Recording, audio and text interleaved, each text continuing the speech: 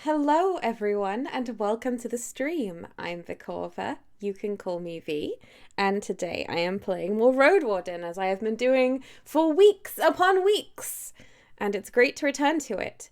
Although it's not without its frustrations at the moment.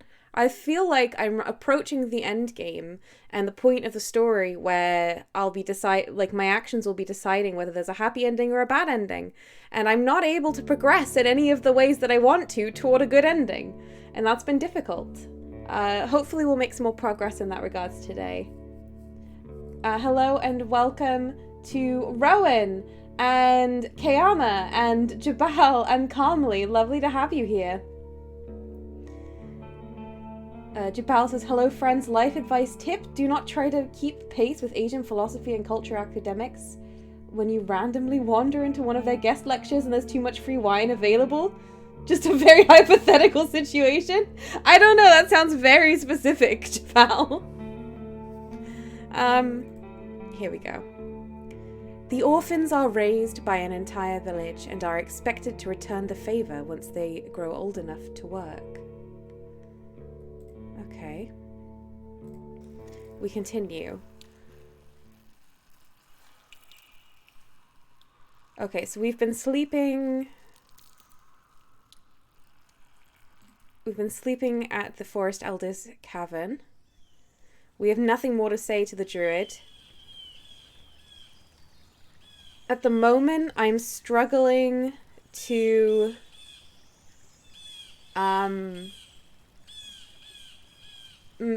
complete a lot of these quests. I don't want to go after Asterion until I've finished up here. I'm not going to be helping Glaucia. I think I would like to go and warn the ex-bandit. I haven't finished with the missing hunters. I can't speak to Arentius until Thyrsus trusts me. Thyrsus won't trust me until I deal with the bandits. I don't know what to do about any of that. I can never find enough information about the two potential recruits for the hunters. And I've run out of people to speak to about them.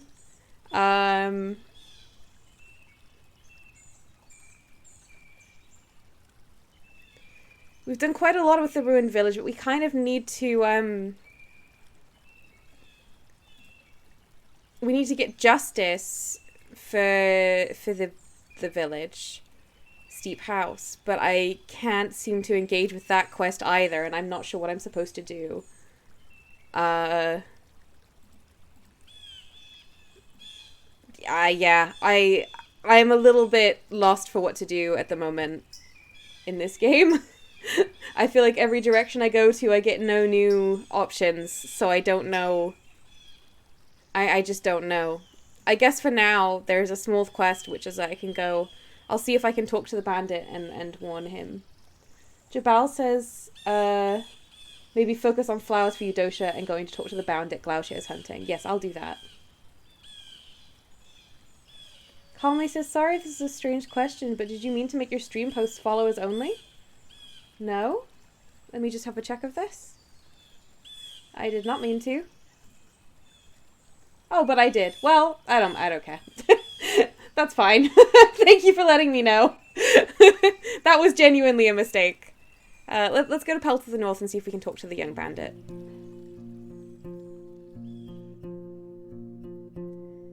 The guard welcomes you with a nod.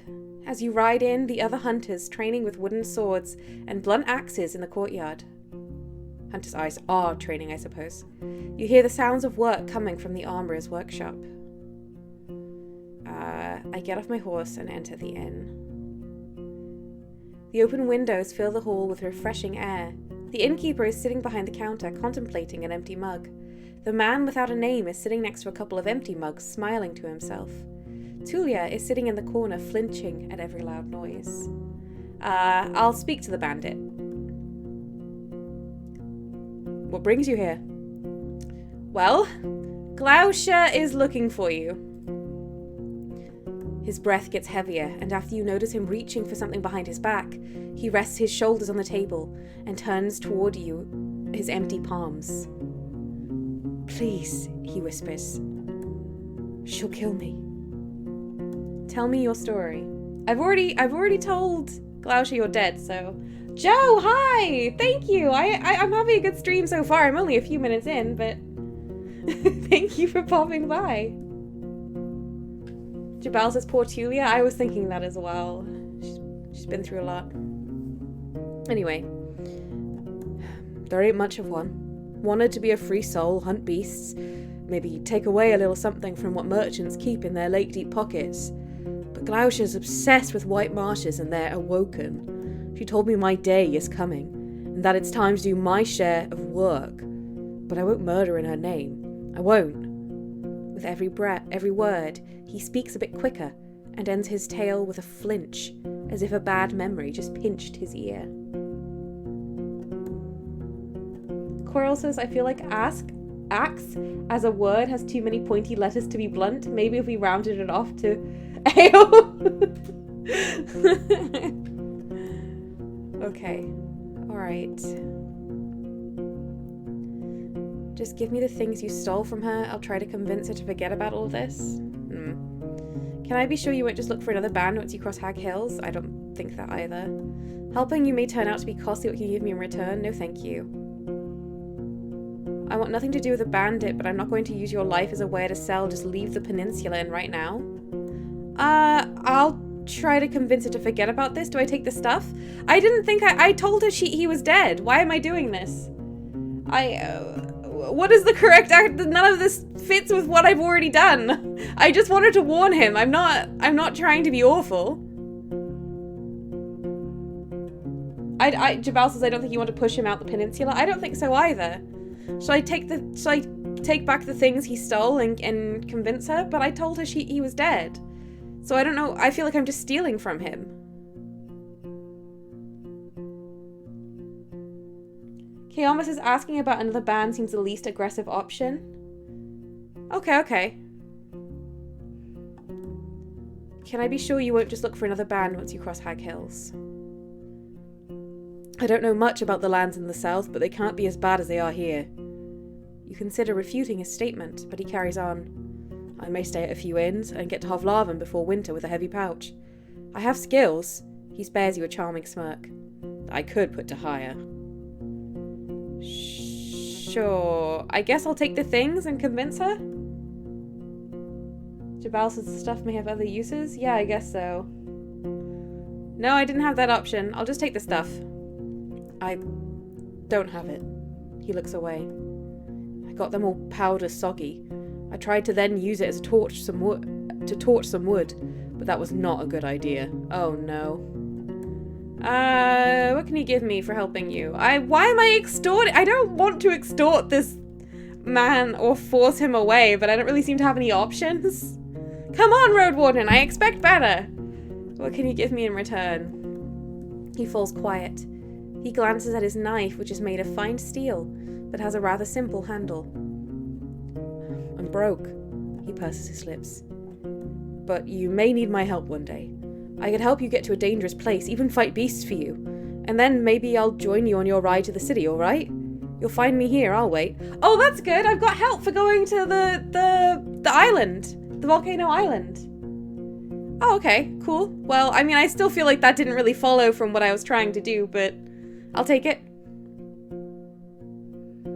Very well, I'll cover for you for Glaucia. Wait for me here until the end of summer. You won't regret this.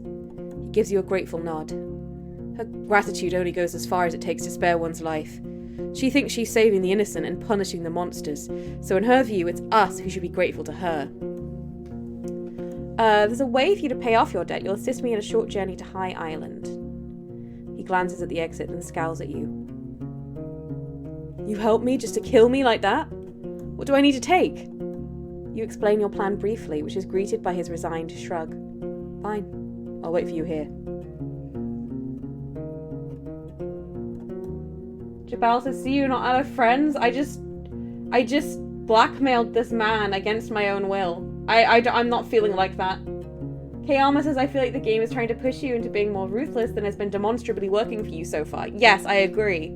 This is not how I operate, and I resent being forced to do it, because I haven't been forced to do it so far, and I liked that about this game. Alright, well, I have one more. I have plus one person. So at the moment, I have in total one person. I'll see if there's some food. Leftovers? Ah. About Glaucia's band. Oh. You want me to talk to Thias? Well, I can't do anything about that. I'd like to ask about... No. I don't think I have anything else to do. What is my quest for the flowers? For Eudocia, my only real friend. Eudocia wants me to pick a few orange tulips for her. According to Eudocia, the flowers can be found in shadowy meadows that grow in deep forests. I found the flowers. I have them?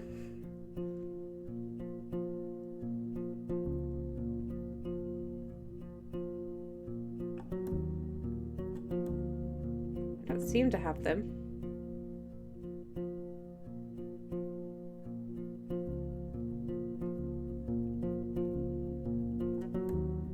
Why does it say I found the flowers when I don't have the flowers? You bought the flowers? But I don't have the flowers. Yeah, I bought a flower in Howler's Dell, you're right, but it doesn't seem to, like, be here.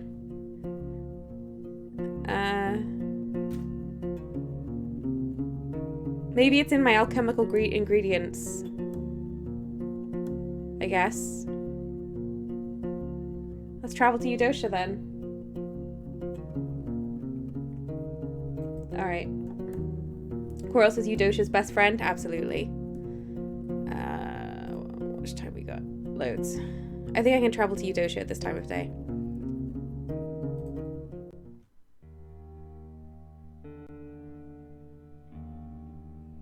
You touch the cold shell. The monster's eyes glow red.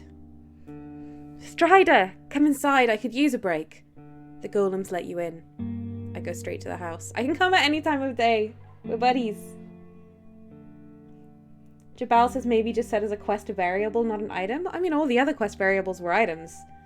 I expect it's an oversight. I brought you the flowers.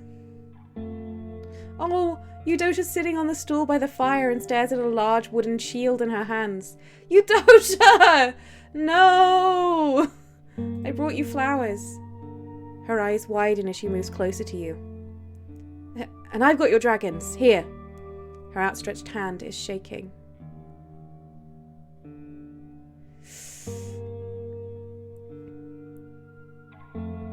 Oh, they aren't good for you. Oh, it's an addiction. Oh, I don't want the payment. She's my friend. Dare I should... What did they say about the flowers specifically?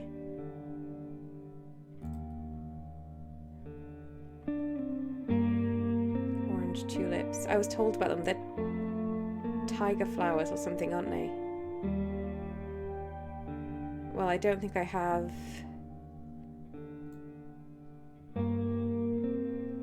I don't have an entry about them.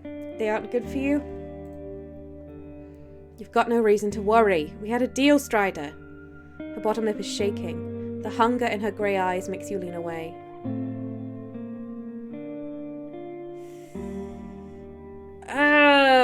I don't want the money. I feel like I could give her the flower.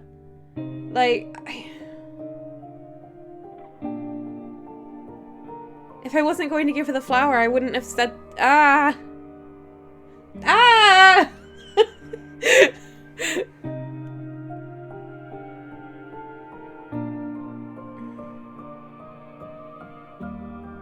Maybe save and then try not going to hurt you for coin. That's a good idea. I'm sorry, I can't. I'm not going to hurt you for coin. She looks away. A strand of hair hides her angry grey eyes. Alright. We haven't given her those flowers. I need food, I need to wash, and I don't have any quests left to do that I have any idea how to do.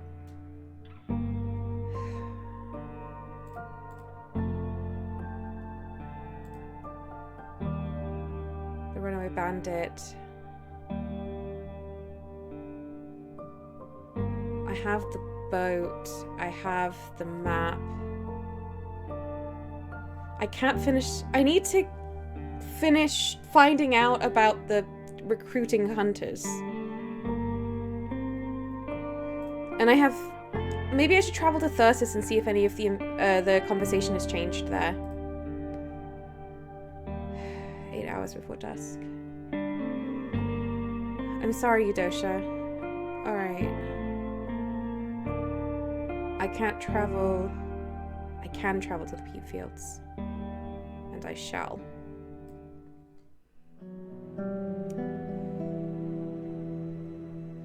The gentle breeze is soothing, but spoiled by the sour scent of rotting soil. You avoid deeper breaths.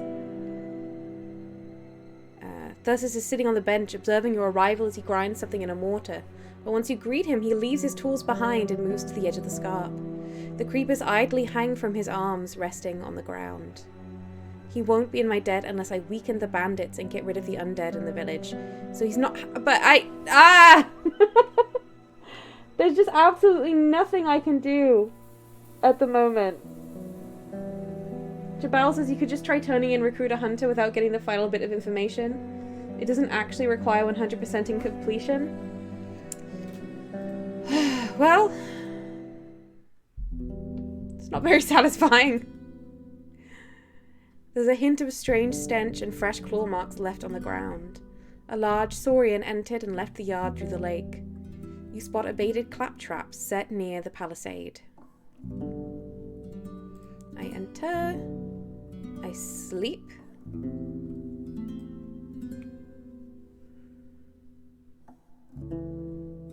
I would like to eat. I'm gonna buy some more meals. Alright.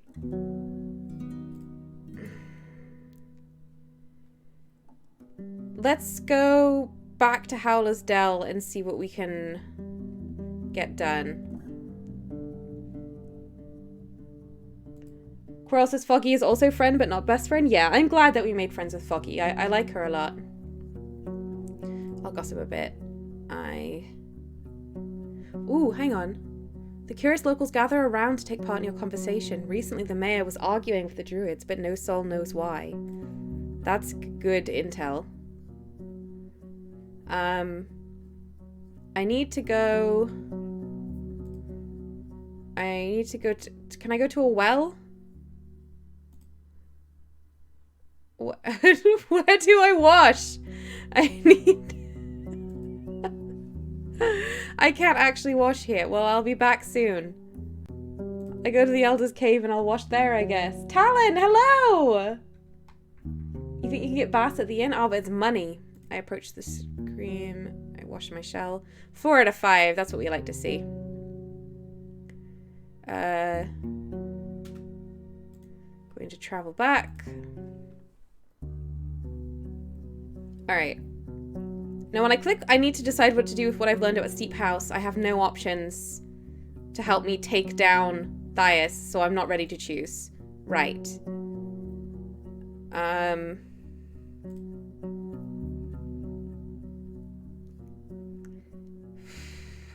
How do I speak to the druids? Why won't the druids agree to see me? I don't understand. I don't have any idea what to do about any of this. I just have nothing to do here. I guess I will just turn in that quest.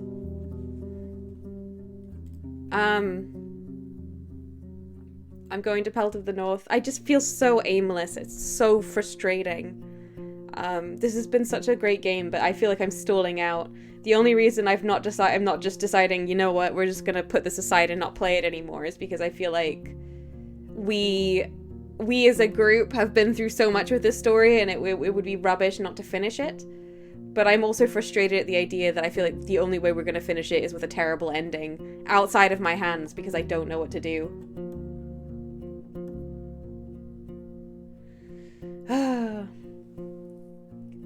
Jabal says you've not done much of Howler's stuff in part because you didn't help Thias with the spying to start with.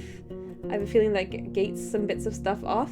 Well, while I liked Thias, I was willing to go and gain information, but no, I didn't really have anything to tell, apparently. It's an annoying dev decision? It is. I feel like everything is connected to everything else, and I'm going to get a bad ending for reasons I don't understand, and it's frustrating. I should be able to talk to people.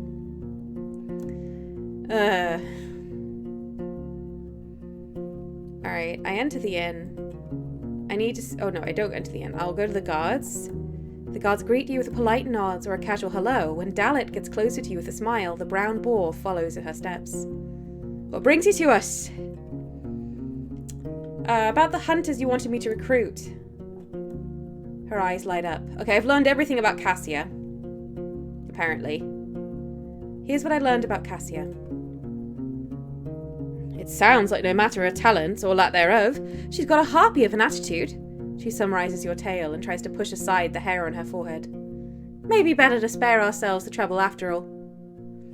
I'm ready to tell you what I learned about Erastus. Can't say you dispelled my doubts, she sighs. I'd rather invite someone who knows how to fight when it comes to it, and won't flee without an order. So whom are you going to hire? She attempts to move her hair behind her shoulders. I guess Erastus ain't hopeless, and as long as he's going to focus on the traps, maybe he won't ruin any hunts. We'll go to Howler's before winter, speak with him ourselves. She prepares her pouch and counts down 5 rings. Thanks, Strider. Okay, now if we negotiated the price of your help, what would you say? 19 dragons. You seem to know what you're doing, and I can look after myself. Good patrons get good prices. 19 dragons, I can do that. Not at the moment, but I could do that. Do I have any questions about this place? No, none of that's really very useful. Okay. Well, that's something completed. Sort of. I still don't know what to do at the rock slide, and even though I have a tool of destruction, I can't do anything about it. I guess let's go speak to Thias and see what comes of it. Unless I can speak to people at Old Pagos? Perhaps I could? Coral says you can always spend a few days helping with fishing for money. I could. And I can help the guards in Howler's as well. How much time do I have left? I might travel and see if I can get any information about what... Creeks, I've already found out everything I can. 4 hours and 15 minutes. 2 hours. It's only an hour, but let's go to Old Pagos and see if there's anything else to do. A red and brown ferret looks at you from the middle of the road, holding a mouse in its mouth. It runs away quickly and disappears among the tufts of grass. You approach the open gate, and Tertia shows up soon after. You see a hint of a smile in her brown eyes. It's good to see you again, Strider. I'd like to hear what you have to say about the other villages. Which ones? Howler's Dell and White Marshes for sure. They're the closest village. You can get there riding south from the crossroads with the 4 signposts. But don't trust them. She gives you a piercing gaze. They have an order of druids who bow to animals and dead spirits, and their mayor, Thias, has too many grand ideas in her head and a tongue dancing to lies. 10 years ago, she tried to tie the tribes in the north with a pact, yet wanted to grasp all the wealth, telling us we should pay her for protection. Her voice rises. Her laughter is as hollow as her soul. A long pause. Don't let them cloud your eyes. They have food, riches, mead, and pretty houses, but all of those carry poison, and this is poison what leads them. Okay. White Marshes. Such a deceiving name for that dark place rotten to the core, led by a pagan blinded by his wicked wits. His followers are closer to evil spirits than humans, for they use the empty ones as their tools. There's fury in her eyes. Her voice raises. We refuse to trade with them, even before that priest called himself a prophet. They swim in death and will soon drown. You ask her a few questions, but most of her words are little more than an ardent condemnation. One part in particular draws your attention. The road through the bogs is dangerous, spiked with weird beasts. Some of them yell with human-like voices, luring travellers away from the main path. When your knees are in the water, these beasts, jump from a tree on your back, biting your skin off. Even White Marshes are little more than a trap set in the woods. That's the bird and cat that attacked me.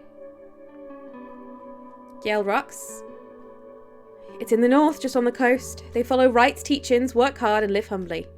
We used to trade with them and take our clothes to Rafina for fixing, but they betrayed our trust, and if it weren't for the plague, we'd be sharpening our blades. Really. You ask her to share with you the entire story, which instead is told by a young man. He claims that his group was transporting a statue ordered to the tribe of Creeks, yet during their stay in the tavern at the Northern Road, it mysteriously disappeared. It must be the bandits' doing, adds Tertia. They keep spreading their arms wider. We won't allow them to stay untouched, with or without Gale Rox's help. Right, but what are we supposed to do about the bandits? Gale Rocks don't care. Tell me about Creeks. I don't know much about them. It's a small village in the Far East, younger than me. They came here as refugees from the war, and now hunt for wild meats and pelts, but have got almost no dragon bones to spare. When they tried to get our bricks, we had to refuse. You ask her a few more questions, but she cocks her head and gives you a bored look. We've got little reason to travel so far, and they wouldn't be great neighbours or friends. They drink a lot, hunt for sport, die often, and give birth to many children. I wouldn't rely on them. Go ahead, friend. That weird creature from the bogs you told me about, I've quite a story for you. Yeah, I encountered that. Tertia reacts to your story with a wholehearted laughter, and as a group of villagers gathers at the gate, you're asked to repeat the whole thing. Raising your voice, you tell about the dark cat and its grey companion, not forgetting about your desperate attempt to save a lost soul. But what happened then? Asked a boy you don't recognise. Do you kill the cat warden? No, I didn't. In this one. It ran away, I'm sure it's fine. Oh, I see! The kid responds enthusiastically, but then is reprimanded by an old woman. Nah, hush! Who knows whom it will try to murder next time? We ought to wish doom upon the monsters from the shadows. So say writes tablets, adds another elder. A beast of such sage schemes is naught but a threat to all of us, more a cat folk than a cat. For this is how one recons if a beast folk is hungry savage, or a mug that can be reasoned with. They run on all fours to hunt, but on two to listen. If they're people, we definitely shouldn't be fighting them. The mumbling of the other villagers suggests not all of them agree with these words. As they argue, the brown-eyed woman returns her glance to you. Alright, that's interesting. That was new dialogue we've got there. Alright, I need to seek shelter. Wherever will have me. Closest shelter at the monastery. Ugh. Alright. I suppose it would be good to talk to people here anyway. A white and black eagle is circling around you, but leaves you alone before you reach the monastery. You spot two groups of hooded figures with lanterns in their hands, either patrolling the area or strolling around. You call the monks by hitting the sticks, and the drawbridge lowers. Ailey welcomes you with a cheerful wave of his bandaged hand. Salutations! Glad to see thee in one piece. His young companion is right next to him, observing the sky with a wide grin.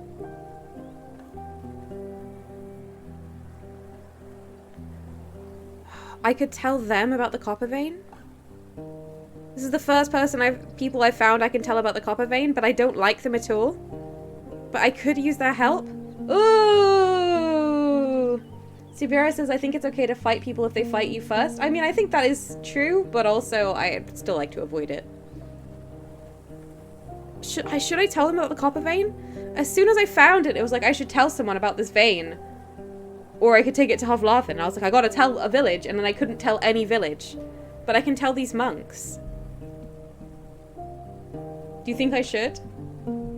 It might gain me their trust without me having to do any, like, evil shit they've been asking me to do.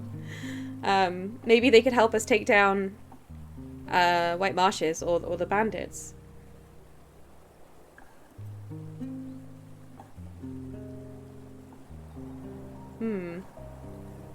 I mean, I would have liked to have told, you know, Foggy or Creeks or something. Because they were quite near.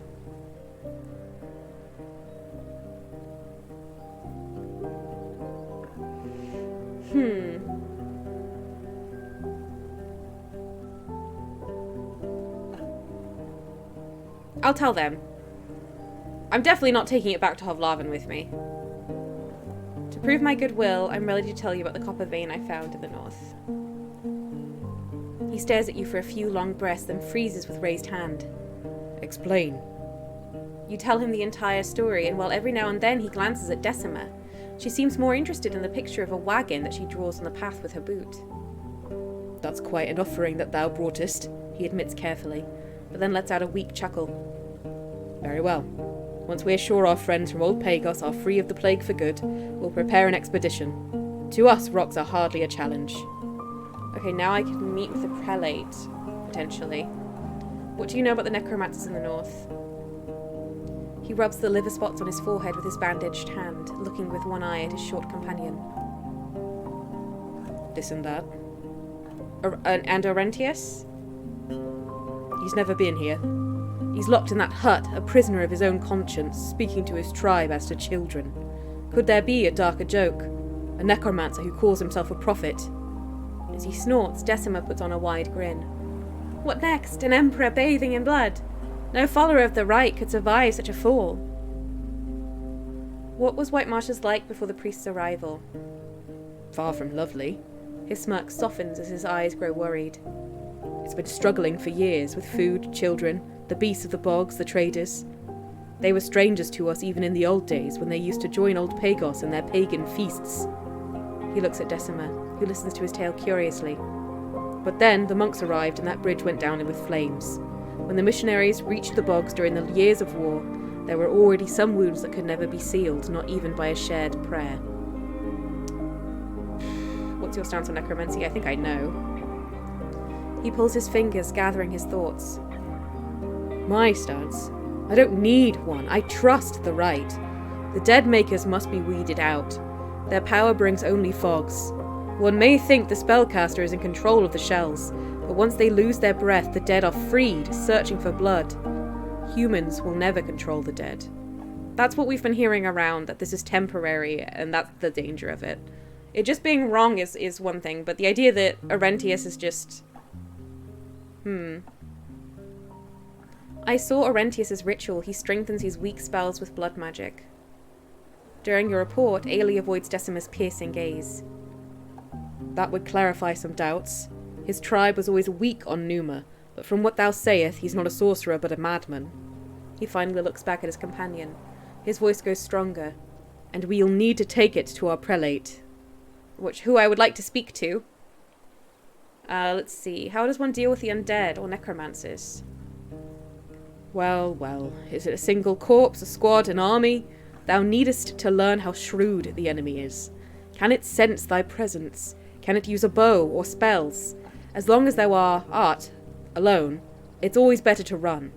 The older empty ones, even more so that those one awoken by the fogs, get cunning, human-like, but with cruelty thou hast never seen. The undead are so fascinating. Quirrell says, so the undead are sort of like the fossil fuels of this world. Quick and easy power, but it will bite your children hard.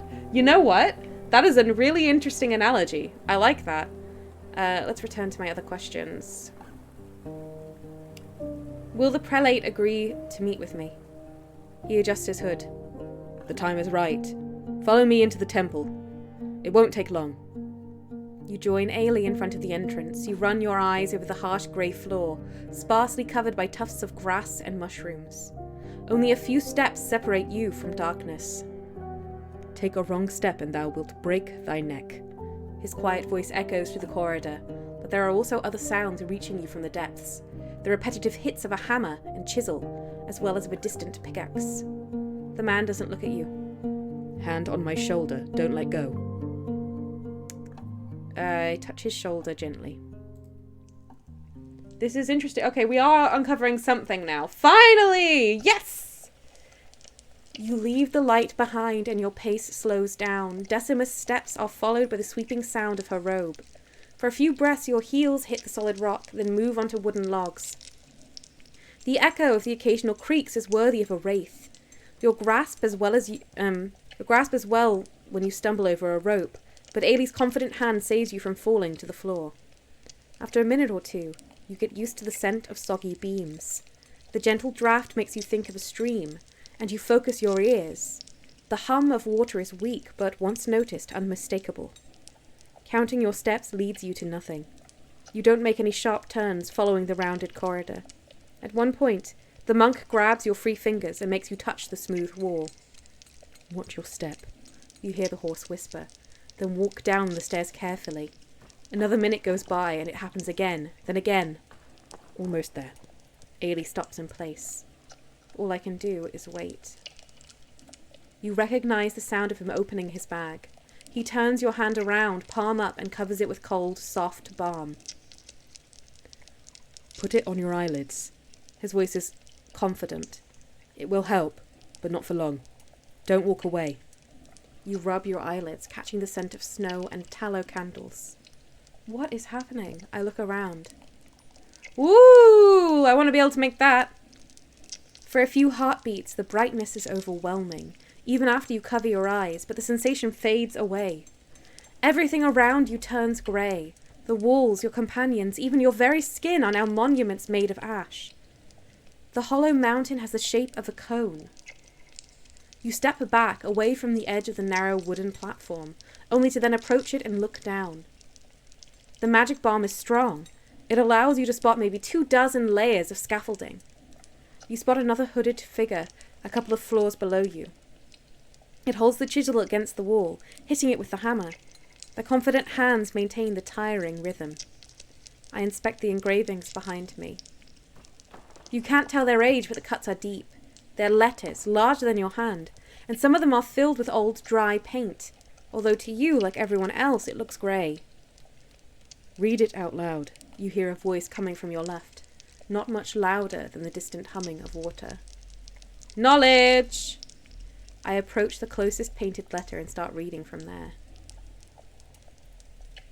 They heard of Samara's deeds. After the echo fills the village-sized chamber, you lower your voice.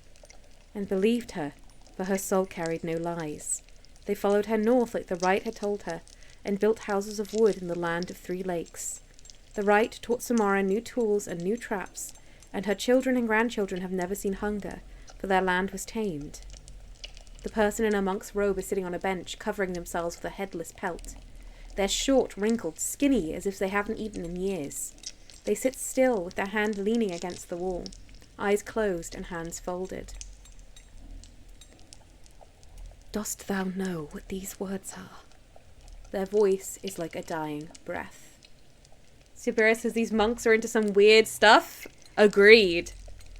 It's from Wright's tablets, I think. They have the accent of Hovlavan elders, but their lips are struggling to utter any sound. Well done. We're on the 2nd floor of the tribe of Leaves. The tribe started as foragers and fruit pickers, too afraid to hunt, with no faith to guide them outside of their cave. But the Rite inspired them with the truth of what they were and of what they would become. They helped Adir build one of the 10 cities, and their blood and memory now remains in each of us. I'm exhausted. Their breathing remains silent, but their chest starts to rise and fall. But I wanted thee to see this place. I can see it, but what is it exactly? One day these walls will hold all of Wright's tablets. Maybe in 5 years, maybe in 25. These ancient caves used to be covered by painted hands and beasts, but we scraped the walls clean, giving way to the truth. Oh! You flinch. It's not the first time you hear about the Rite servants willing to destroy the relics left behind by the ancestors. Awful! The prelate raises their hands by an inch, but their voice remains monotonous. The work went slowly, and we abandoned our goal. But then the war tore the 10 cities to pieces. They're wheezing, fighting for air. It made us realize how crucial our duty is. The parchment will burn, the wood covers will rot, the golden plates will be stolen, but these caves lasted for more generations than we can count. They will outlast every page, every teacher. They raise their voice. The library in stone will be here, ready to teach our offspring, the final stronghold of the truth. As long as there's one soul who can read the Adir's tongue, there will be hope. A long pause.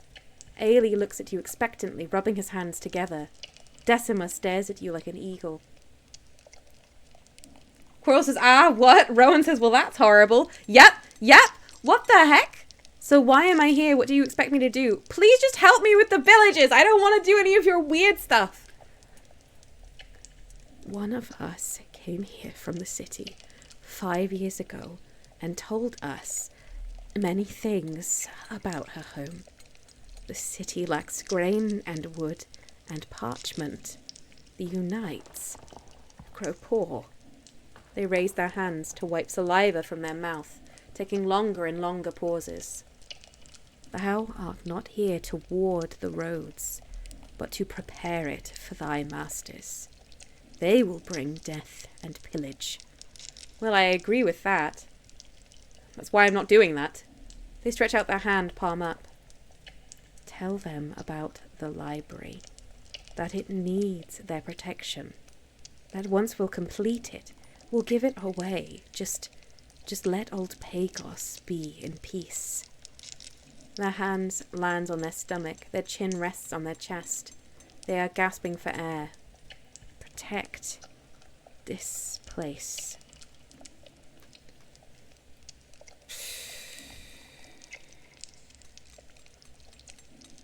I mean, I don't want anything bad to happen to old Pagos, but I don't care about your awful library.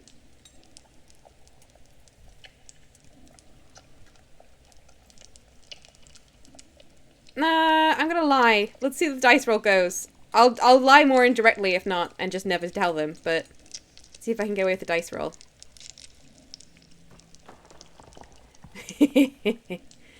You hear Decima's steps. She stares into your eyes and moves back with a puzzled frown. The prelate nods gently, resting. Ailey clears his throat. I thank thee in their name. Let's get back while the ointment is still working. He gestures for you to follow him, but seeing the world only in greys takes getting used to. You place steps carefully and climb the stairs on all fours. The monk continues, Thou canst ask me about one of our secrets as a reward, but dost not share what thou hast learned here with any of the tribes. We ought to keep our duty a secret. Oh, okay. I think that worked. The lie. So I'm going to go ahead and have lied. I don't like lying, but I don't want to help them. Do I want the secret or do I want the ointment? Ooh. But if I get a secret from them, that might be much more useful. Weigh in. Go ahead, chat. Let me know what you think. Jabal says I'd go with a secret. I'm leaning towards secret. Doesn't mean I have to keep it a secret either. Rowan's a secret. That's 2 for secret. Coral says the ointment only helps you once. A secret will help you over and over. Very wise. Alright, we're going secret. You move without a word, leaving behind the sounds of steps, hammers, and the stream. Your eyes lose their sharpness slowly, but also restore their ability to perceive colours. Before you reach the mouth of the cavern, Ailey lets you grab his shoulder again. After getting outside, you take a couple of deep breaths. The monk absently heads toward the storehouse, waiting for Decima to join him. When asked about the prelate's sleep, she spares her companion a sad shrug. Finally, he meets your eyes and puts on a gentle smile. I have some questions about the monastery. Where's my secret? Cyrillic, hi! Welcome! And what could those be? I didn't get a secret! I'd like to learn some of your knowledge about the peninsula. No, he sighs. The Order protects what it knows, and we seek no wealth. You remind him of your trade, and he responds with annoyance. Knowledge builds and destroys a city. We, he points at 2 monks who are seeking snails among the garden patches, are responsible for what we bring from our journey. A blacksmith isn't judged by the deaths of their swords, but they wouldn't sell them to scoundrels.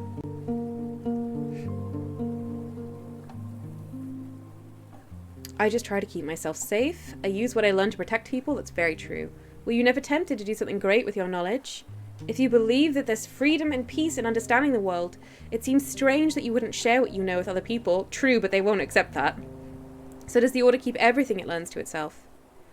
I use what I learned to protect other people. Strelix is just in time for secrets? Yes. And thou thinkest our books and studies are going to help thee?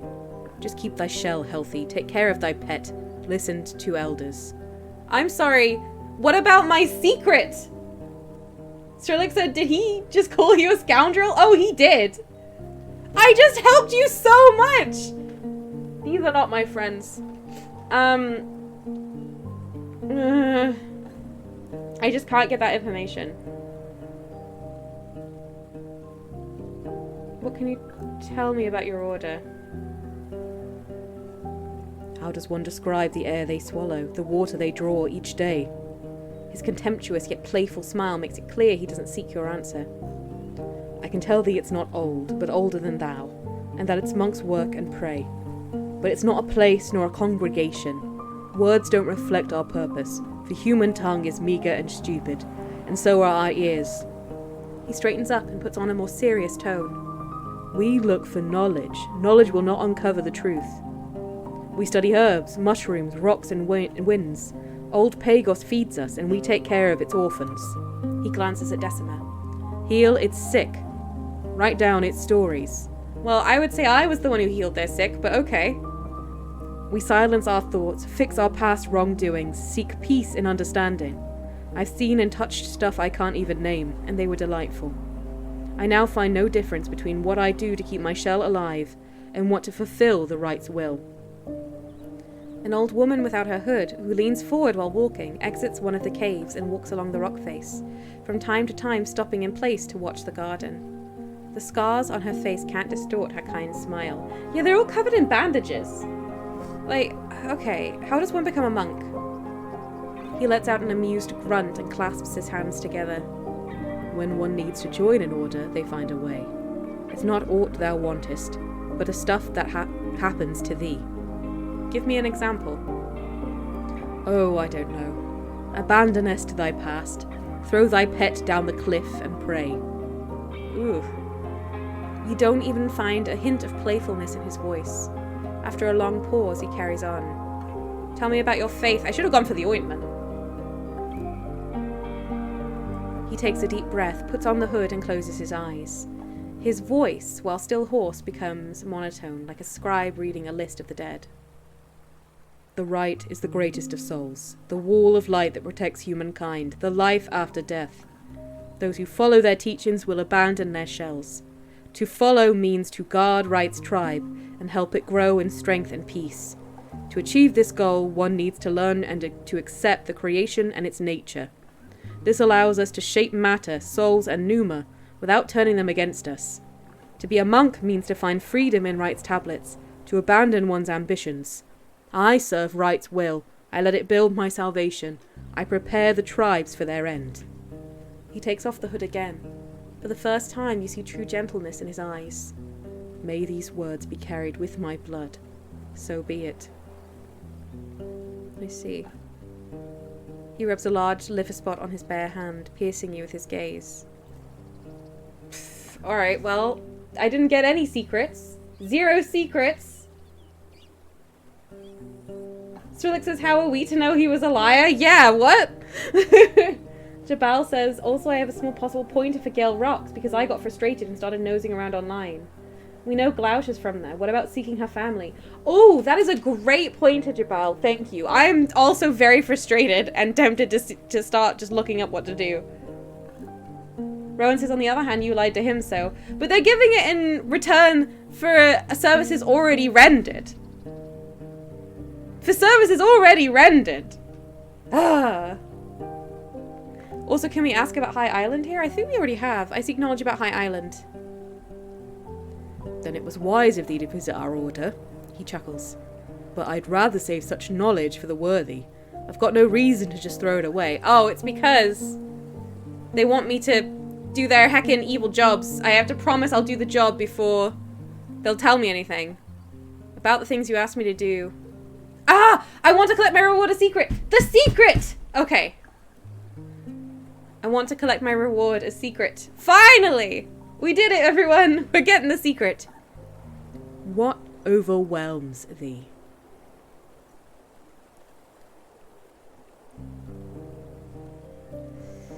I already know where Asterion is. Tell me about High Island. Art thou asking me for a history lesson?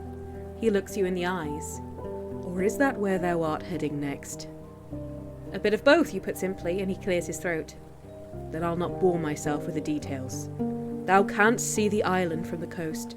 It's the largest scrap of land that can be reached in a few hours, though it's easier said than done. The ships can't cross the waters from here to there, while a boat won't reach the top of the cliffs that surround it. It sticks out from the ocean like a rock, thou seest, and is as wild as the deepest woods. He rubs his hand.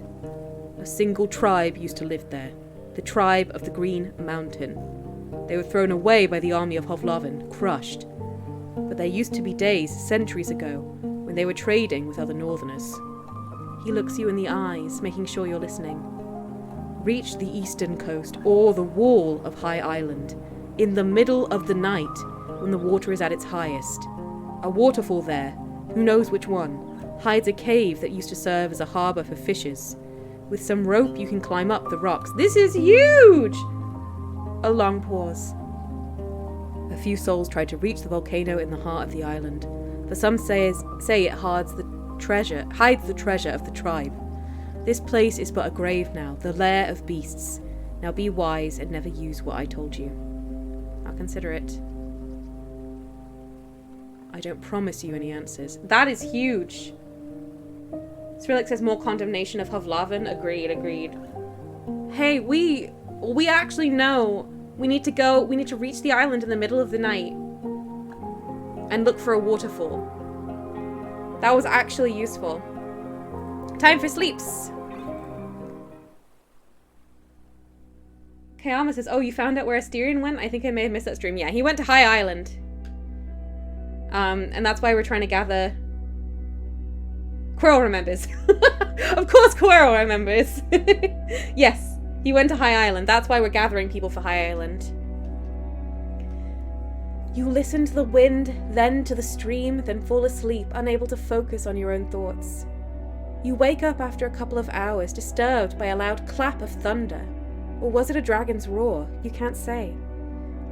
You spend some time awake, listening to the peaceful breathing of Shadowfax, and rolling over in the old hay.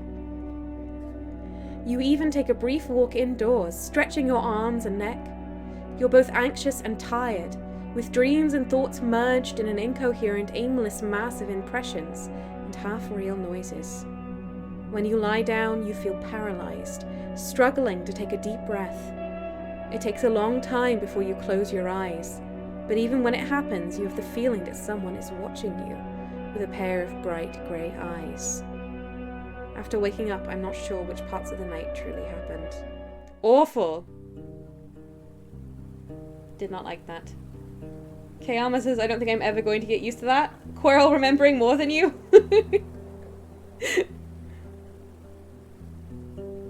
Quirrell's just good at that.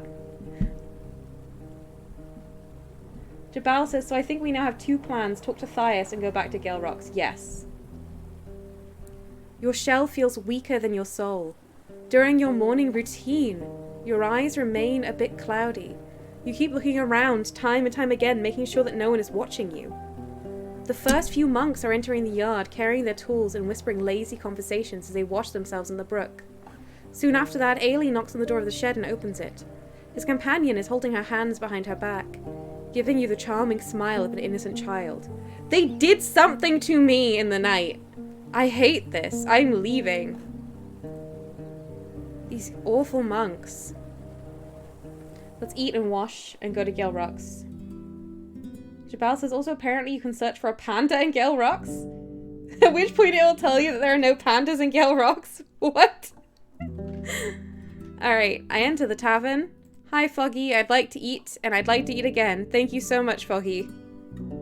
I'm going to go wash, and then I'm going to Gale Rocks. And we could do with picking up a little bit of work as well. The willow's twigs are swinging gently, sending the leaves toward the lake. The road is covered with a rustling blanket. The statue stands in all its glory, observing the road and those who use it. I wash myself in the stream. Love it.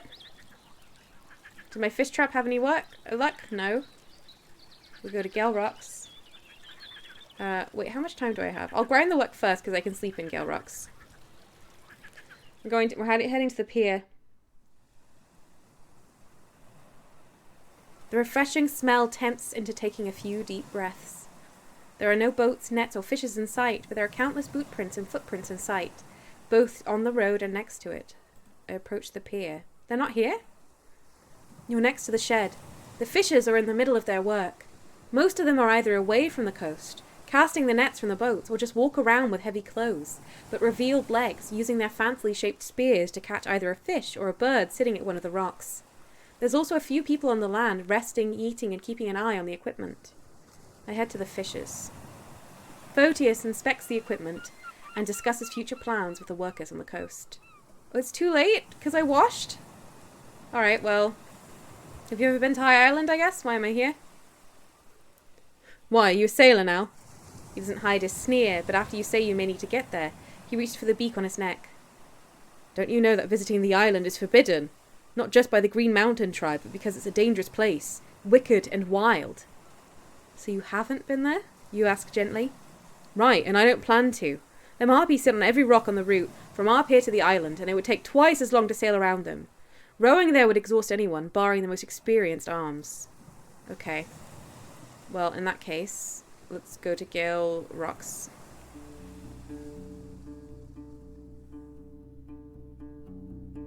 Strelix says monks encouraging you to throw your pet off of a cliff. Yeah, they are awful.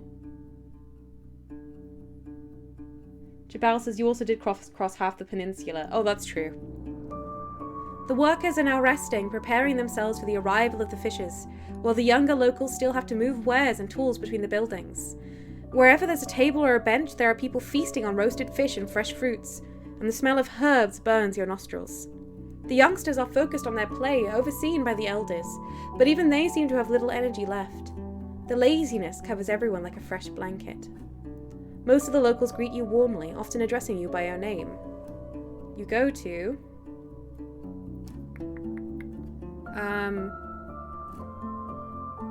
Let's talk to Severina. I'll see if there's anything I can do with Severina. You ascend the hill.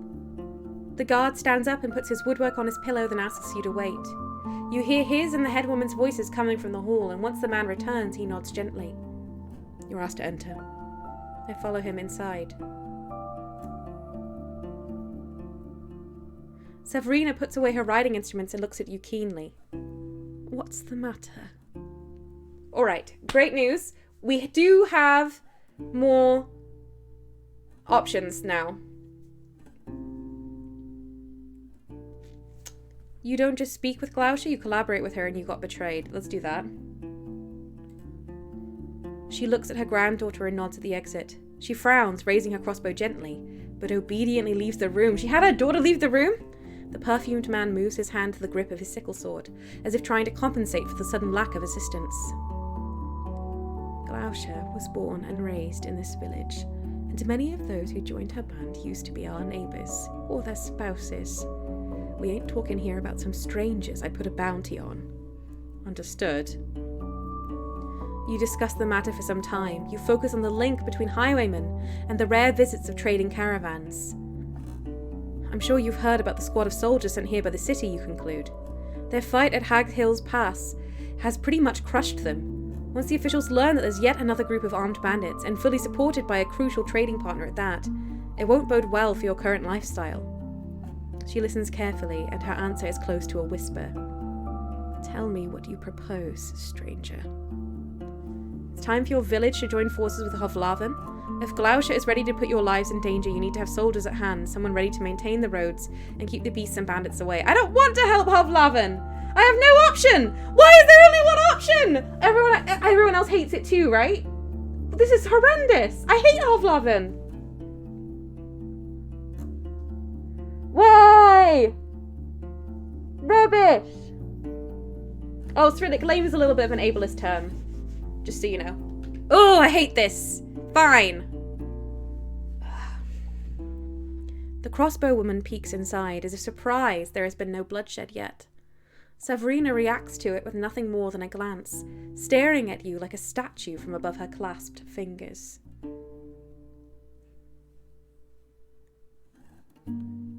Who's speaking now? It's still her.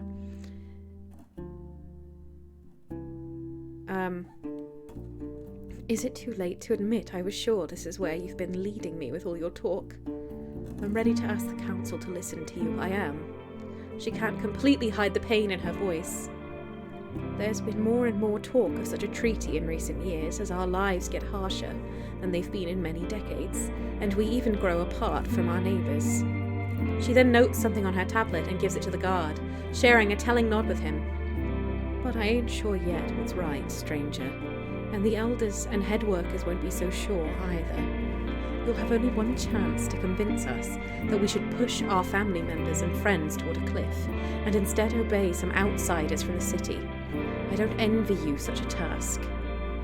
Seeing the kind look of her grandmother, the young woman returns to her chair. Oh, it was a different voice. Fine. You didn't say who was speaking, but we'll just cope with that, I guess.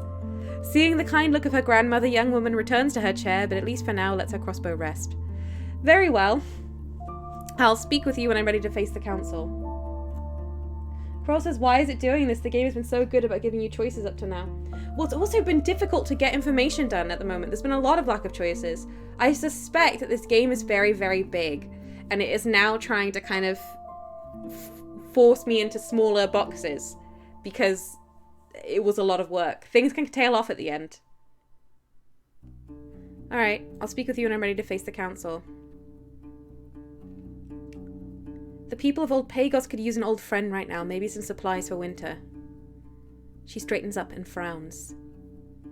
I think you misunderstand the shape of our past alliance, you do. While it's true that our forebears had strong ties, even before Pagos started following the Rite and their own river of faith, for years now we've been at odds, contacting each other merely out of necessity, ever since we were accused of robbing them. She suddenly pauses, glancing at her granddaughter and clearing her throat. Wrongly accused.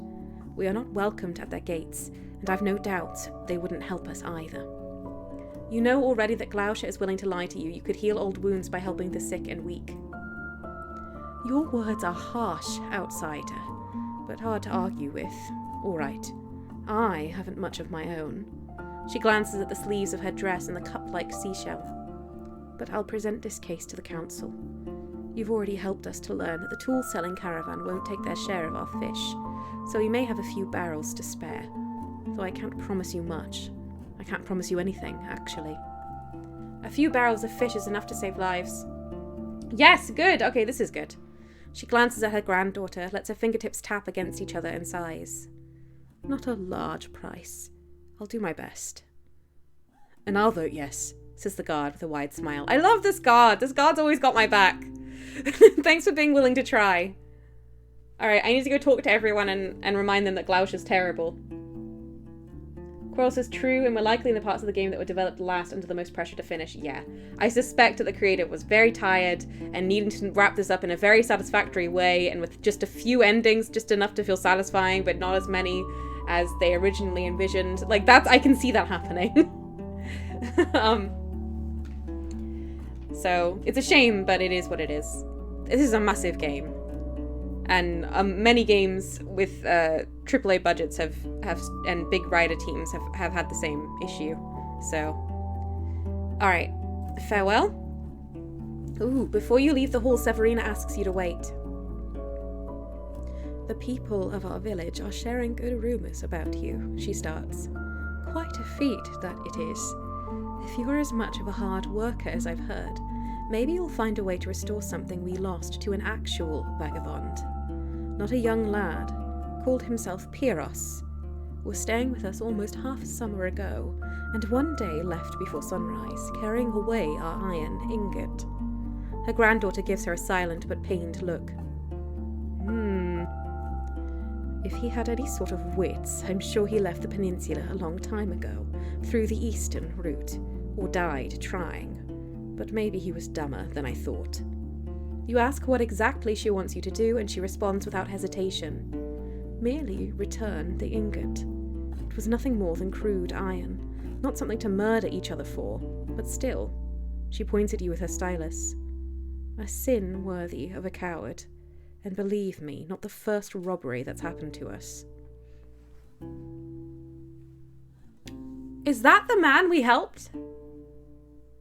Ooh. The man we sent to the spider shack? Rowan says Vio describes the creator's path in exactly the tones of this is totally what would have happened to me. Yes.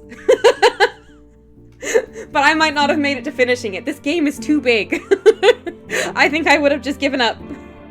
So the creator's done very, very well. Jabal says the number of words written in this game is nuts for something written by one person. It's like several novels worth of text. Completely agreed. It is wild. It's ridiculous. I can't imagine. And being able to hold all of these multiple threads is not easy.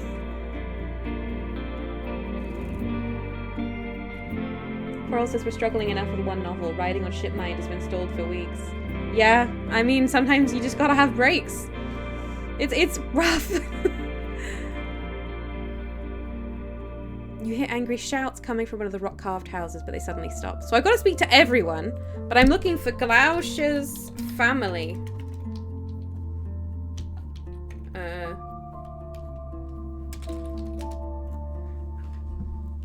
You are told to head to the largest building in the village, a web of caves and tunnels inhabited by the locals. The first few chambers you walk by are tiny, sometimes shorter than an adult human, with little furniture besides the sleeping spots. A chest or a cupboard, maybe a table and a few stools. It's a shelter for those who have to spend the night away from the rains, not a home. The walls and ceiling are covered with soot, and all the windows are closed. After you make a turn, you find an almost complete darkness. Not knowing where to go, you ask for assistance, and suddenly a young woman with keen eyes and a candle holder shows up next to you. You can't tell where she came from. In her other hand, she's holding a smelly chamber pot. Stranger, you won't find anything here. Our lives happen outside. She's young, pale, and wears a rugged, undyed tunic. I'm looking for Glaucia's family. I was told her parents live here. She whispers very slowly. Right, but they are old, tired, and confused, they are. She gives you a suspicious look. Follow me. The elders who live here are under my protection, and I'll give you nothing bar a minute. Don't haunt them with their past. They already forgot most of it. She holds the candle a bit higher, sharing the light with you. But the first step you take, with the echo making it sound like thunder, makes her flinch. You then hear someone's weak moan. Don't worry, let's go, she says as if to herself. She's walking barefoot, as quiet as your breath. She leads you to a set of stairs, then another. It's hard to believe how many chambers, tiny and dark and damp, there are. I ask her if I can borrow her candle. This is interesting. Finally, we're making progress. Thank you so much for the hint, Jabal. I feel like we've got unstuck. I was very stuck. I ain't leaving a stranger behind, she states matter-of-factly. Either speak while I listen or not at all. You end up in a chamber that doesn't stand out from all the others. It has a lit candle inside and two shapes among the furs, one of them covered with a blanket. You see the movement of their breathing shells, but the elders don't react to your arrival, and you're not sure if they're conscious. Vita, Valerius, this Roadwarden came to see you, says your guide, then takes a step back. The man raises his head slowly and puts his weight on his elbows. He's skinny, covered with brown dots, sparse hair, and isn't as stooped as his companion, who most likely wouldn't be able to get up on her own. A warden? Not Glaucia? Maybe she will come later. Oh, she's busy, she is, says the old woman, but her voice is muffled and you have to lean forward to hear her at all. She has a new husband now. Valerius chuckles, or maybe clears his throat. Our little lass, now all grown up, almost 20. The child will come soon, all right. She's married? But right, ain't you heard? Vita's voice sounds almost insulted by your question. This nice cobbler's lad, what's his name? Both elders throw a few names around, and your guide adds but a shrug to them. Well, we'll ask when we visit one day, the man concludes. They'll have a new house in... far away, that village. Steep house, oh no. In the south, the woman adds drowsily. Maybe steep house? Oh, wow. Quarrel says the sort of place Terry Pratchett described as a room where someone sleeps, not where they live. Yeah. Chaos' dementia is always such a sad thing to see. The kindest thing you can do is just go along with it. Well, that's what I'm trying to do. Right, the wondrous little place with oats and river and fire and... Valerius stops suddenly, then raises his hands to his eyes, covering them with his shaking fingers. Your guide leans inside, trying to stay calm and reassuring. Yes, it's the most beautiful place, and your daughter knows it best. She gestures for you to step away. Roadwarden needs to leave now. You've been very helpful, both of you. Rest, I'll be back soon. You go back downstairs, where her voice remains gentle yet firm. They shouldn't have such talks, stranger. They're in pain. Don't bother them again. She stops and meets your eyes. But at least you weren't cruel. I can appreciate that. Now scat! She turns away and disappears in one of the chambers. I leave the building. Alright, so she was another victim of Steep House. But she's turned against the undead instead of against, say, Thias, who set all this up. Interesting. Quarrel says another life Thias destroyed. Yes. Severa says, wow, that puts Glaucia in a whole new context. It does. She's still awful.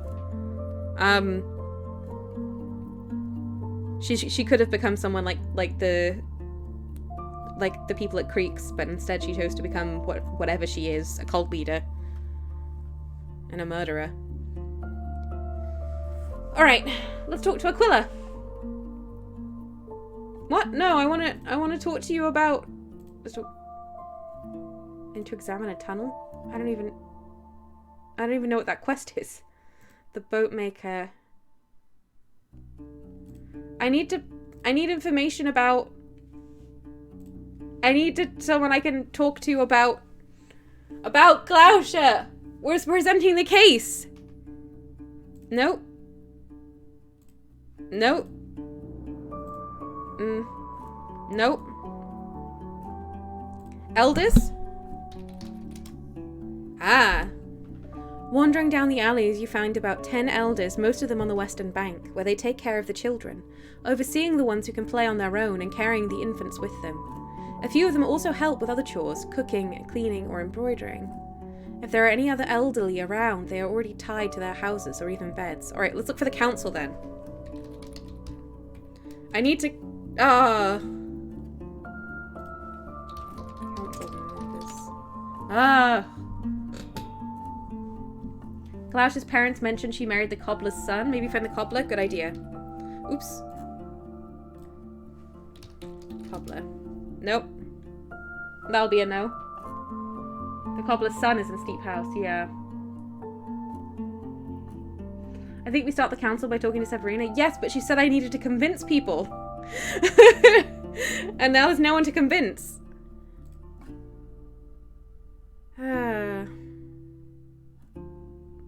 I don't want to get Petronius in any trouble, so I'm not going to talk anymore to him. Think you convince people at the council? Oh, well, let's just do that then. I'm still clean. You ascend the hill. The guard stands up and puts his woodwork on his pillow, then asks you to wait.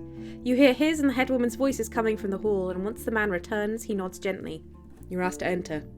I follow him inside. Severina puts away her writing instruments and looks at you keenly. What's the matter?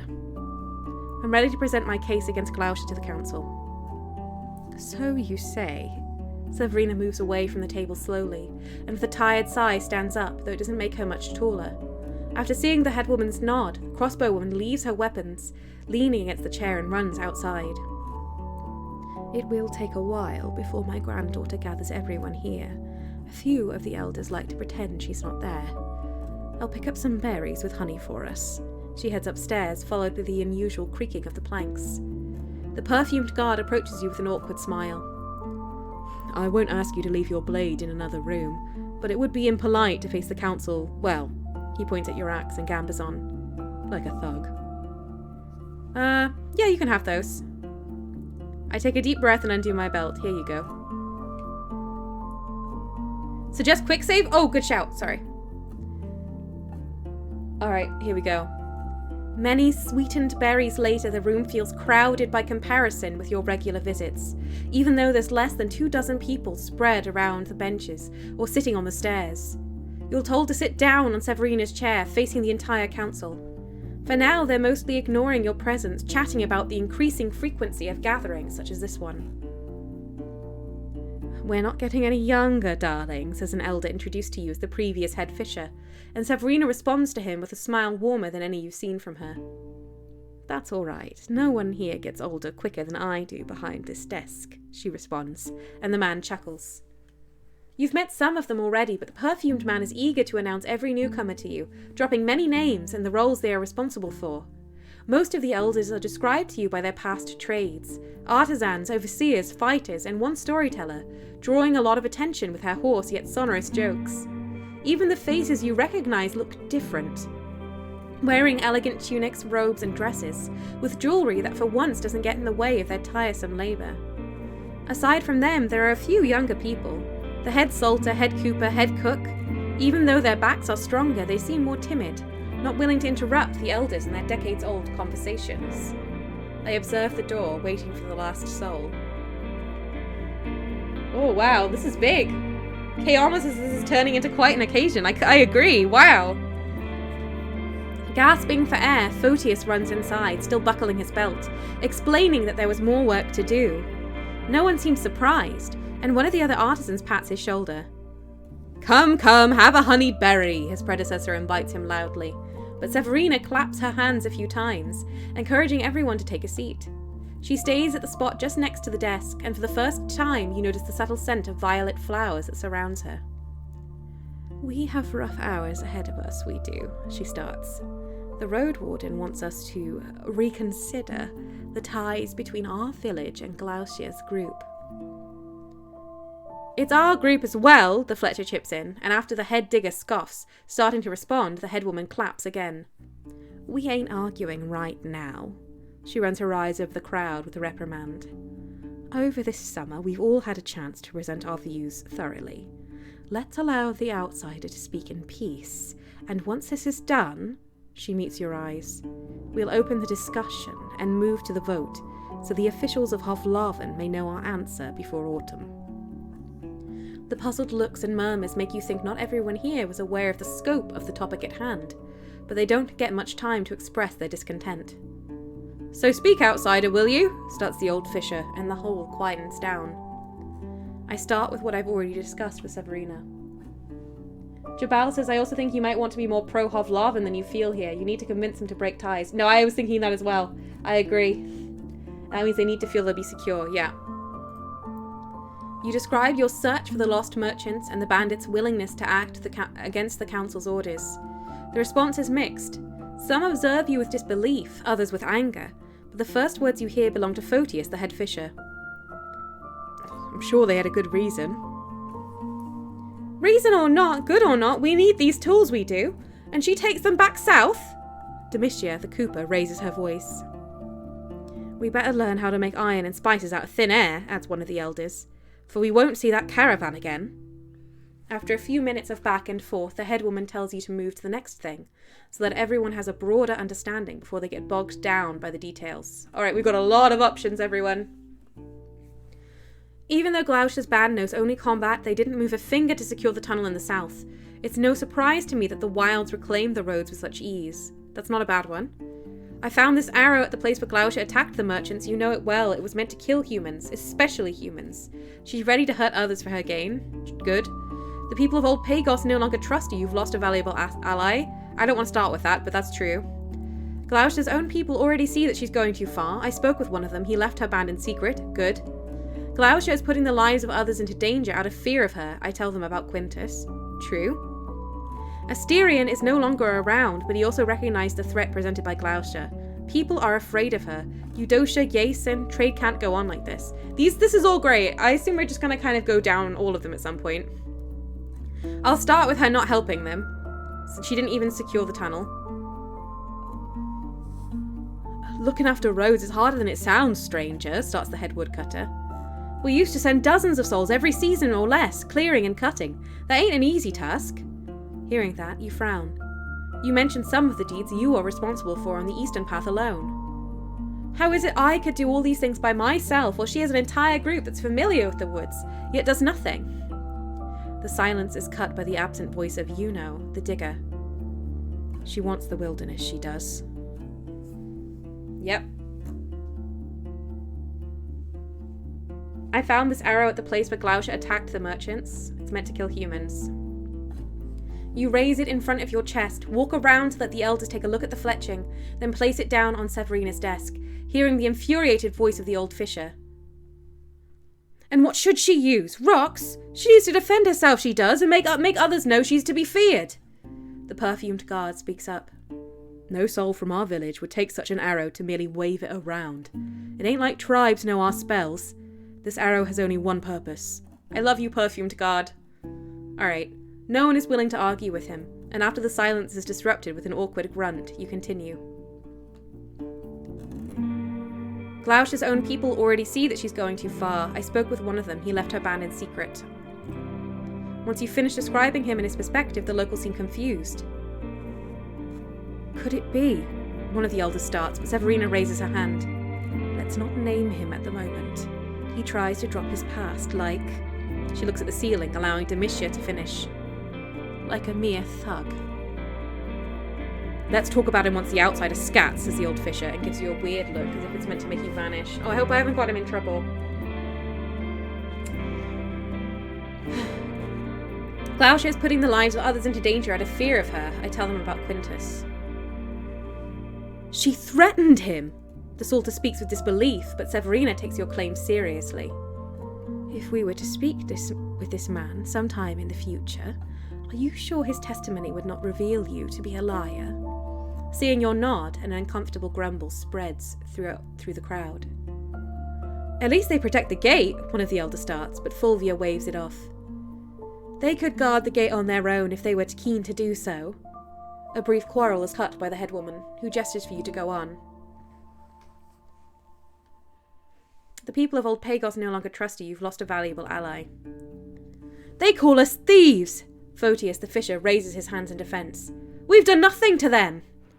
The perfumed guard sighs, giving you a sad look. After listening to the Roadwarden, I've no doubt Glaucia is to blame.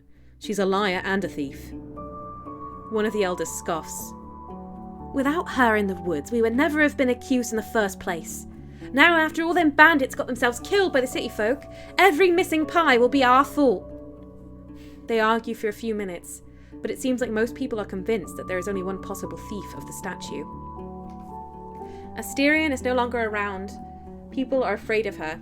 Trade can't go on like this. Sibira says he got himself in trouble? I suppose so. Why do we care about Asterion? You look for contempt in Domitia's eyes, but her question seems to be honest and doesn't find a clear answer. Fools are afraid of anything that doesn't boil in their pot, Portia the cook shrugs this topic off. When Glaucia and I were little lasses, she couldn't even break a squab's neck. A few other anecdotes follow, such as the one about her always caring for her parents, but Rufina calls for them to shut it.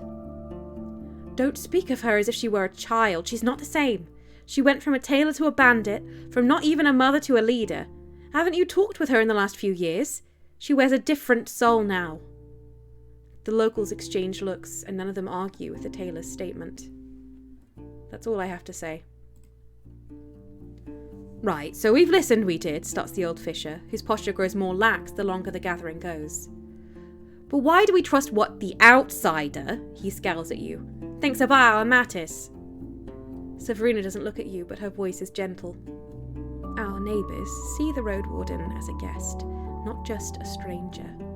We have no promises to make. All we have to do is decide if we're ready to speak with the city officials. A few of our artisans have spoken with the Roadwarden about our trade, starts Albus the Salter. But the city may see no point in sending their mouthpiece here at all. Portia, the cook, mentions that from what she's heard at her diner, you didn't do much good for the villagers. Oh, that's the person I haven't met! Photius admits enthusiastically that you've helped him more than he expected you to. One of the elders, Paulus's grandmother, mentions the help you offered to her family. You know, the digger, says that the day when the village may once again need to use the southern tunnel may be approaching quickly, and that your help shows that at least some of the city folk are willing to take on a hard fight. Ooh, it might hurt me that I didn't find this cook. I look around, waiting for everyone to speak. The perfumed man clears his throat. All right, better get to the discussion before we all fall asleep. I vote a strong yes, anyway. The news the Roadwarden brought to us about Old Pagos is enough to convince me. Come, Strider. He nods at you and heads toward the exit. We leave the hall. Oh, what happened? You follow the scent of cloves until the man closes the door behind you, and you hear the thudding window shutter on the ground. You hear the thudding window shutters on the ground floor of the keep. As you approach the gate, the village seems more empty than usual, but the smoke doesn't stop coming from the building of artisans. There's no time to stop the work. The guard tells you to stay nearby, places his pillow on the stairs, and sits down. He observes you for some time, then takes out his usual knife and focuses his attention on a new wooden log. I look at the object in his hands. I think this is a friend. What are you carving? He shows you what looks like a few tiny planks already detached from the rest of the log, as well as 4 wheels cored in the centre. It will be a wagon. Last time I made a wheeled fish. I'm good with wheels, he explains, giving you a warm yet sad smile.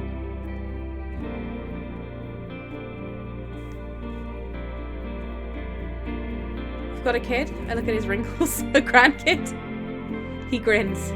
Oh, I have quite a family, I do. But this one is for my daughter. I'm still new at crafts, but she ain't picky. You ask him how old she is, and his eyes seem both defeated and accepting. 30. She merely holds the soul of a child. She won't ever go to the hills, beach, or forest, but has a good imagination, she does. I used to give her simple toys, swords and figurines, but she'd rather play with ones that can move, and wheels are the easiest for me. You spend some time chatting about his experience, and the time goes quicker. Every now and then some sort of screaming or laughter reaches you from the keep, but other than that, the closed doors and windows keep you without a clue. After more than an hour, both you and the man are called inside. I should know this man's name! Let's go then. Oh, it's the moment, everyone! Ooh. Ah. The eyes inside the keep are tired yet kind, and you catch a few smiles. The council sits on the benches with one of the elders napping, and some of the younger members look longingly at the exit. The windows are open once again, but the air is still stale, in part because of the flower perfumes. Severina is standing behind her desk, leaning on the top, and welcomes you with a nod. You notice that many of her wax tablets have switched places, and half of them are open. The vote is done. Strong yes, she states solemnly. If Glaucia wants to remain one of us, she needs to bring her band here and stay free of robbery. We don't trust the officials and merchants, but your words and deeds are enough to make us eager to negotiate with them. Now let's disband and eat something. Oh, it worked! Oh, we did a thing! Kayama says she's not going to take this well. I am terrified of how she's going to take this, but we did it! I thank the council. Many of the souls thank you for trying to make a change, while others congratulate you. The old fisher, who found himself something stronger to drink, feels it's necessary for him to take you to the side, and explain that you shouldn't trust the guilds or priests anyway. You mostly nod, not entirely paying attention. Another elder pats your shoulder, whispering that you have quite the support here, but leaves before you can ask him what he means by that. What does that mean? The younger members of the council help the elders cross the yard, and as they engage in friendly chatter, they forget about the gathering quickly. The headwoman stops you before you follow their lead. There's one more thing, Strider. Coming from her lips, your name sounds strange to you. If you don't have to depart for Hovloven just yet, can you pass our decision to Glaucia? What? She'll kill me! No way she's going to kill me! No, no, no! Jabal says, I do love the fact that people with disabilities and difficulties and different lives just exist and are part of Viaticum and are cared for by the people who love them, without being just there as metaphors for look, the world is horrible to people. Absolutely. It's an unusual thing in a Grimdark. People who are queer, people who are disabled, people who, have all sorts of variety are in this world, and they're not oppressed just for the sake of it, just to be like, the world sucks. It's good. Cross, to be fair, I think everyone here is a metaphor for that. Alright, anyway, she's going to kill me. I doubt it. On the other hand, by not bringing her the news, you'll make her life much harder, and so it would be unwise to return to the peninsula after winter. Give her the time to repair herself, and to make the choice out of her will, not hunger. She'll spare you. Alright, as a messenger I deserve my pay? She smirks. And what do you need?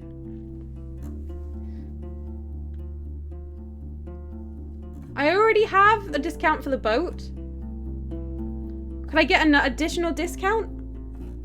Jabal says boat, but don't I already have a discount for the boat? I have like a free boat rental, don't I?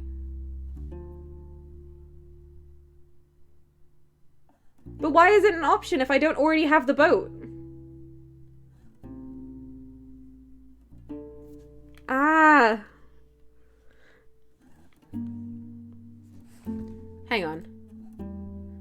I don't know why Because with gather a crew, it says I need to find a boat. But I already found a boat I can use. I don't understand. I think I should ask for the boat just because... Okay, I'll... To the boat. I need the boat. I could use a discount. It's the same thing that she said last time. I'm loading.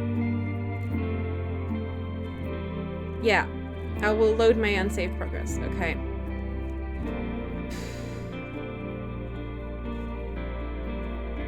I have a free boat rental. She said she'd speak to Navica, and Navica would let me use the boat.